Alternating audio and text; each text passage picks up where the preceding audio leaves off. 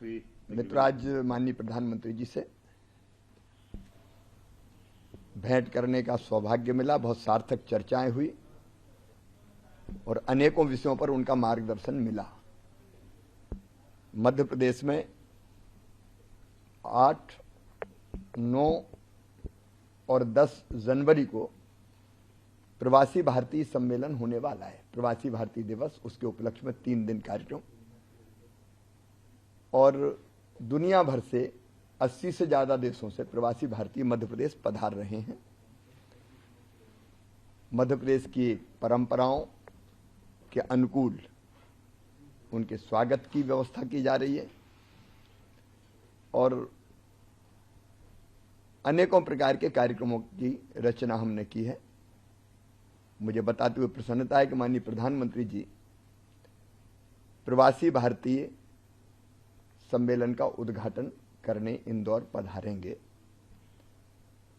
इसके अतिरिक्त मध्य प्रदेश में 11 और 12 जनवरी को ग्लोबल इन्वेस्टर समिट होने जा रहा है। प्रवासी भारतीय सम्मेलन में भी और ग्लोबल इन्वेस्टर समिट में भी गुयाना के और सूरीनाम के राष्ट्रपति जी भी पधार रहे हैं।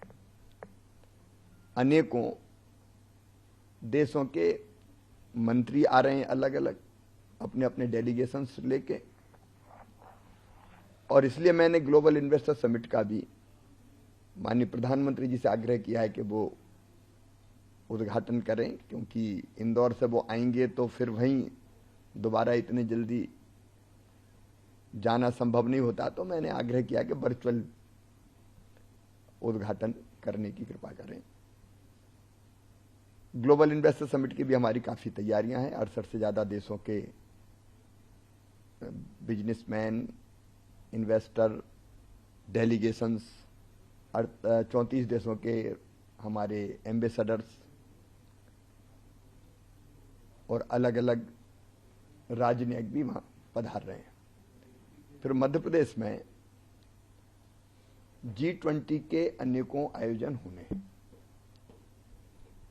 8 बैठकें मध्य प्रदेश में होनी है, तो उसके बारे में भी माननीय प्रधानमंत्री जी से मार्गदर्शन मिला। हम मध्य प्रदेश के खेलो इंडिया यूथ गेम्स भी मध्य प्रदेश में संपन्न होना है। आज उसका लोगो भी लॉन्च होगा भोपाल में। तो इन सारे प्रमुख कार्यक्रमों के बारे में माननीय प्रधानमंत्री जी से मैंने मार्गदर्शन लिया है और उन्होंने अनेकों महत्वपूर्ण सलाह सुझाव दिए हैं। इसके अतिरिक्त मध्य प्रदेश में हमने पेसा एक्ट लागू किया है।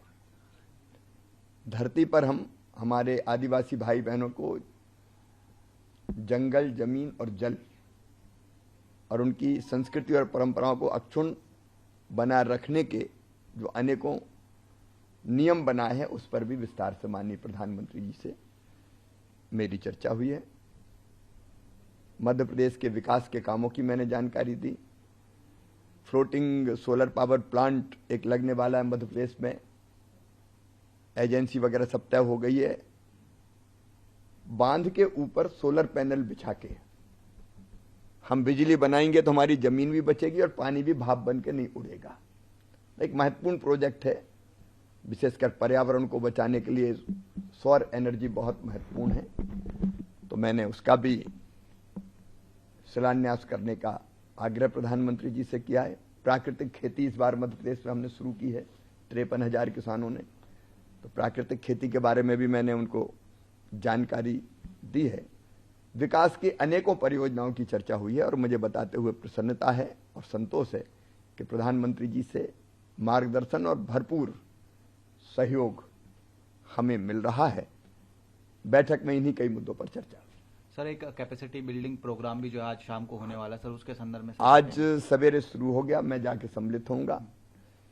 कैपेसिटी बिल्डिंग का देखिए, हमारे मंत्रियों में, हम में, हमारी टीम में अनेकों क्षमताएं होती है, लेकिन उन क्षमताओं का बेहतर उपयोग हम कैसे कर पाए, एक एक क्षण का बेहतर उपयोग हो, काम को और बेहतर ढंग से हम कैसे कर पाए, चाहे वो डेवलपमेंट के काम हो, चाहे वो जन कल्याण के काम हो, उस काम में हम निरंतर लगे हुए हैं। कैपेसिटी बिल्डिंग उसी दिशा में एक महत्वपूर्ण कदम है। आज बाला सुब्रमण्यम जी, सचिन चतुर्वेदी जी सब भोपाल में हैं और हम लोगों ने तय किया है आत्मनिर्भर मध्य प्रदेश, अधोसंरचना का विकास, 10 उपलब्धियां और 10 चुनौतियां, उस पर मंत्रियों के अलग अलग समूह बने हैं और चर्चा प्रारंभ हो गई है। मैं भी अब सीधे यहां से भोपाल जाके उस चर्चा में शामिल हूं।